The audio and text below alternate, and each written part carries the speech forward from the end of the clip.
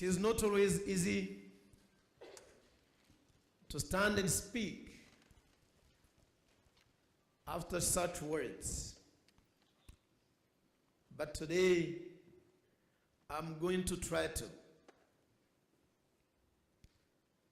My dear friends of the Lantos Foundation for Human Rights, distinguished guests, ladies and gentlemen, please help me to thank once again Mrs. Katrina Lantos Sweat, the entire staff and board members of the Lantos Foundation for their conviction to human rights.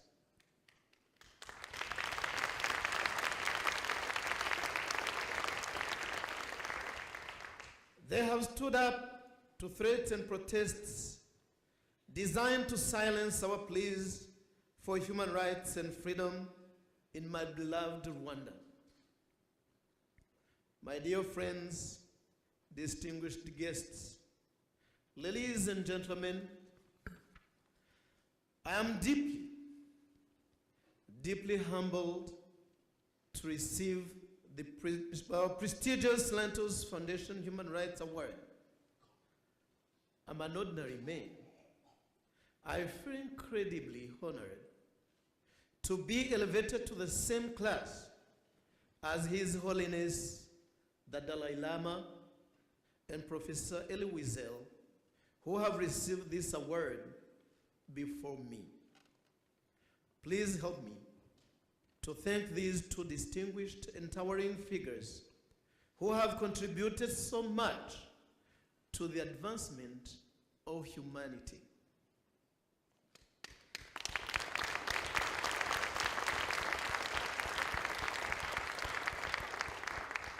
They are now high on the list of my mentors, and I hope they will be kind enough to share with me their precious knowledge and wisdom.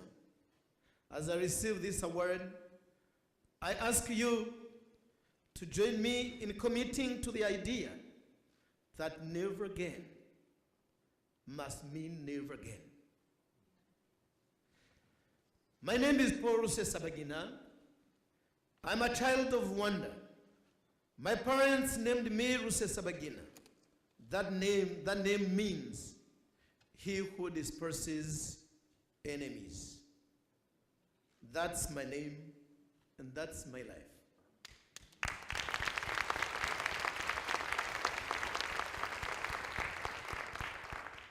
When I was a small boy growing up in Rwanda, my dad was one of my heroes. He was my hero because even though he could not read and write, he was a very wise man.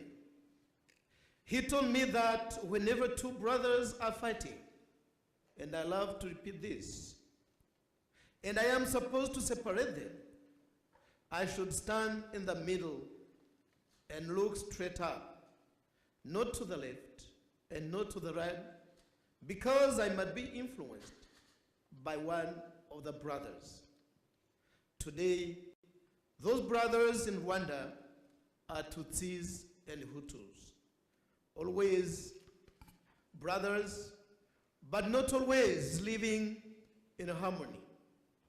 Today, I do not judge those brothers, but I tell the truth about what they are doing. I work to create a world where those two brothers can live together in peace and harmony like brothers are supposed to do. Not one brother oppressing or imprisoning the other, just living together as equals in harmony like brothers are supposed to do. In 1994, I watched my country dissolve into chaos and mayhem. I was a hotel manager, not a politician, nor a soldier. Still, I listened to the little voice inside me, my conscience, and tried to do everything that I could to stop the violence and to shelter the 1,268 people who had come to my hotel for shelter. Some who at first could pay, some who just ran to us for safety, but we all made it through hell. I'm proud to say that the Mikolin Hotel was the only public place in Rwanda where no one died, no one was beaten, and everyone who sought shelter made it through the genocide alive.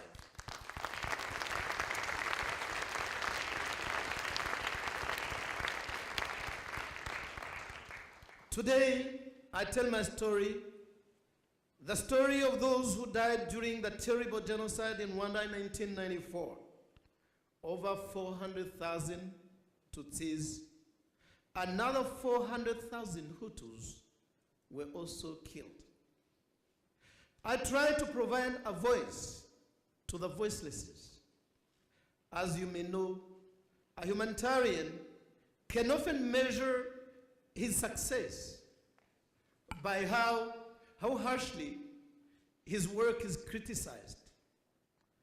And my critics often say that I deny the genocide. Nothing can be further from the truth. I'm here as a living testament to the genocide, to those who died, to provide testimony about the horrible people in that Hutu elite government, in the military, in the militias who caused those deaths. The genocide was a terrible, defining moment in my life and that of my country, and it must never be forgotten.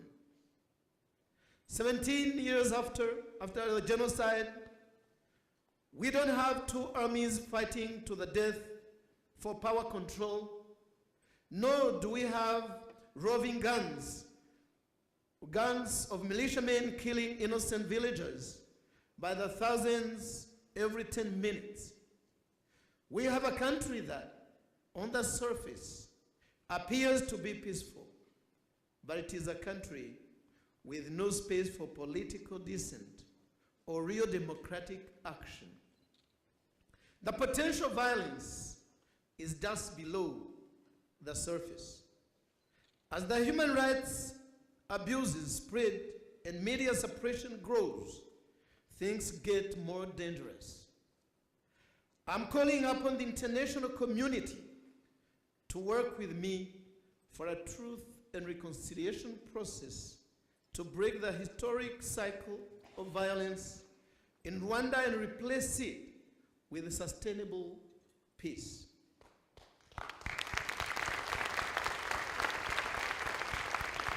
Thank you.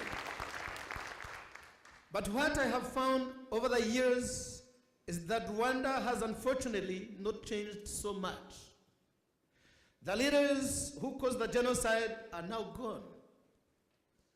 And this is an excellent thing. But Rwanda has new leaders now. And as we say in Kinyarwanda, the dancers have changed, but unfortunately, the music stays the same. Now, I spend my time as a humanitarian, reminding people that we must never forget, and saddened that we forget all too often. In addition to talking about the 1994 genocide, I also cannot stay silent about what is happening in Rwanda today. Freedom of speech and freedom of the press do not exist. Political oppression is the norm. Opposition leaders are arrested and killed. Today in Rwanda, leaders insist that a dictatorship is necessary to safeguard the people. In fact, as with all dictatorships, it only serves to safeguard itself.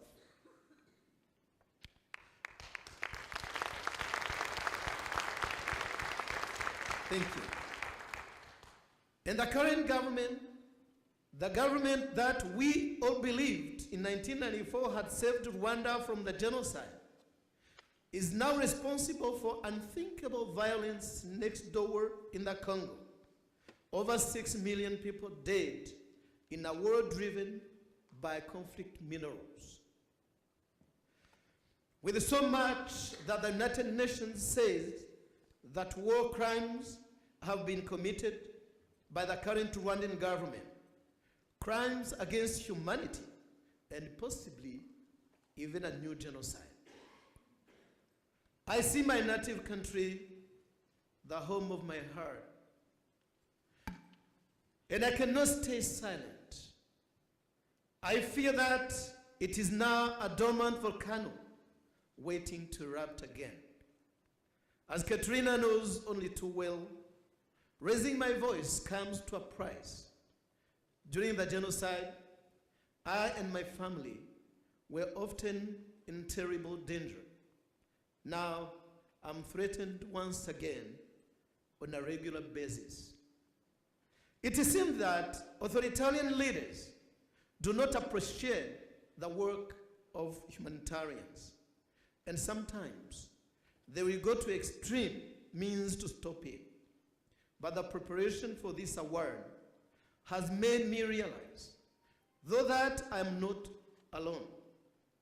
I want to very much thank Katrina, who is just behind me, and everyone at the Lantos Foundation, not just for this award, but for their support in recent weeks.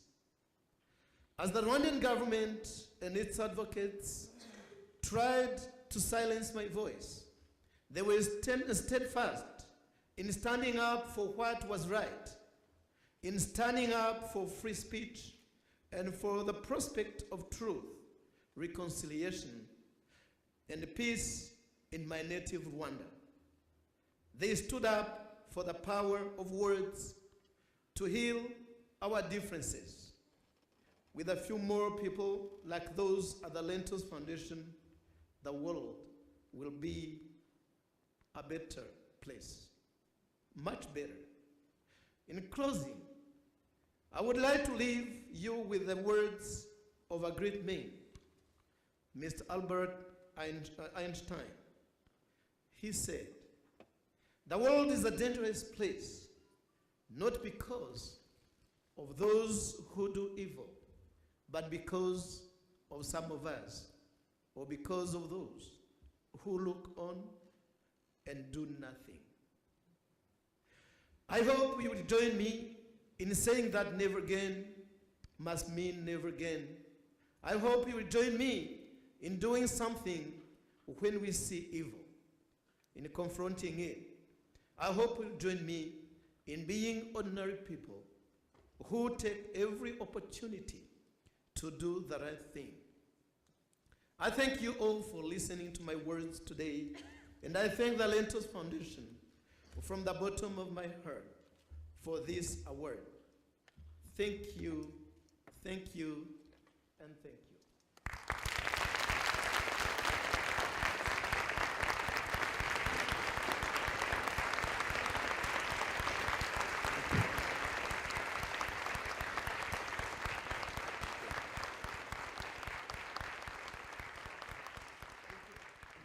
Hesitate to stand here because I think everything that we need to know and that we need to hear has been said, and I don't know where I can fit into this program except to say that we are so proud of Paul. We are so grateful for heroes like Paul and Wallenberg, to whom my husband and I owe our life, and for Paul, to whom 1,250 people now owe their life, and mankind owes the gratitude for another hero among us.